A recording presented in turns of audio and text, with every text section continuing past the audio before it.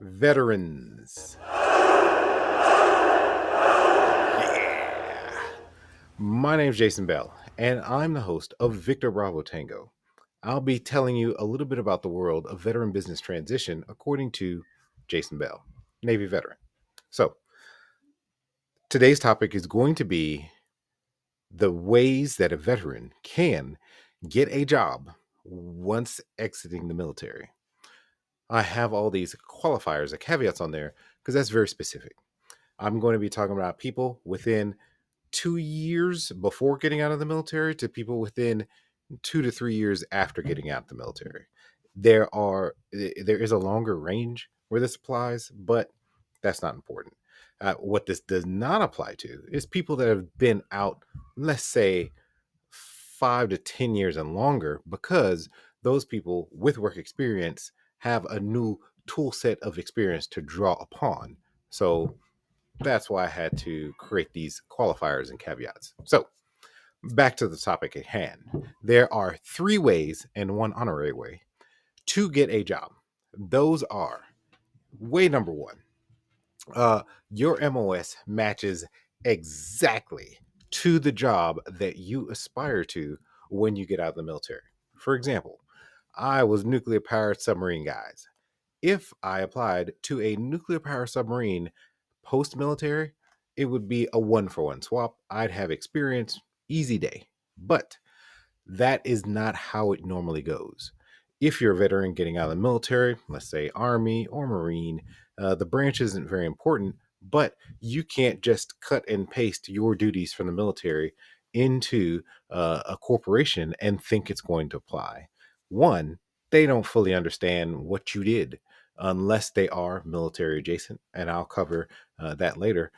Um, but the problem becomes explaining what you did and how it applies to the job that they're looking for. And what you, as the veteran, have to understand is that for every job that you could apply for, yeah, you're a veteran with years of experience in doing complex things, which is awesome. Thank you for your service.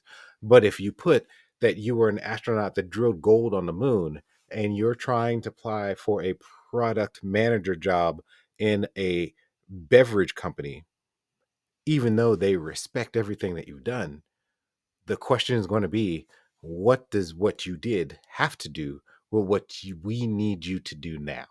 Because the other candidates have done exactly what we're asking for in other companies. So why you?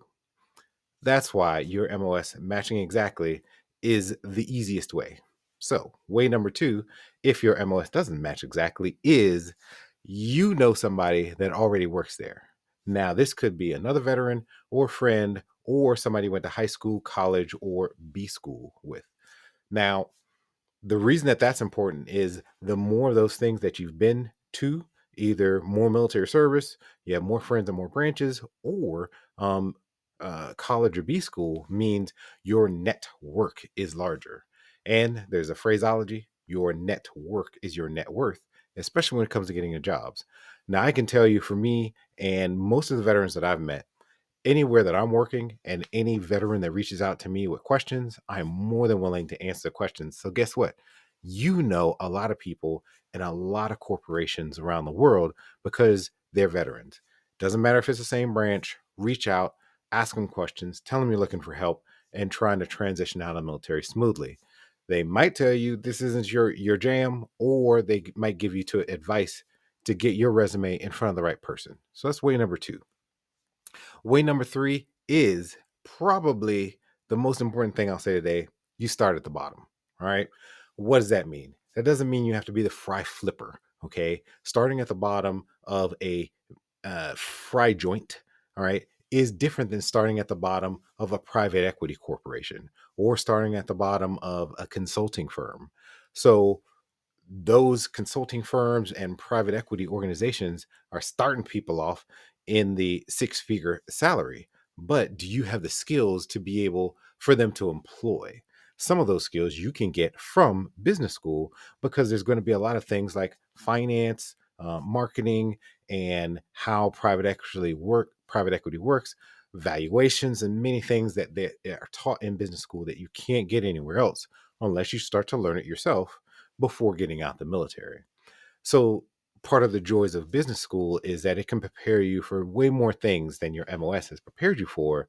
But with that, the MOS no longer applies to private equity or any of these other things. So starting at the bottom is something that is not bad, but it's a psychological thing that I had to go through because I thought many years meant I'm ready to manage anything. And the reality is, I am not. I don't know anything about private equity, valuations, taxes, and so many other topics that are covered in B school that I had to accept. And then the last honorary thing is a combination of thing one and two. Your MOS uh, relating directly to the job, and two, knowing somebody. Recruiters, military recruiters are an asset because they know people in the corporations that can help you get there, and they can help translate your MOS to the skills that they're looking for. So military recruiters in organizations, there's too many to name, but do a search. You're smart and capable. You got this. um, there are many topics that I could, or many ways that I could expound on these topics, but we're only here for about 5 minutes. Victor Bravo Tango. I'm Jason Bell, Navy veteran, and trying to help you figure out how to get into B school to be a better version of what you could be. All right.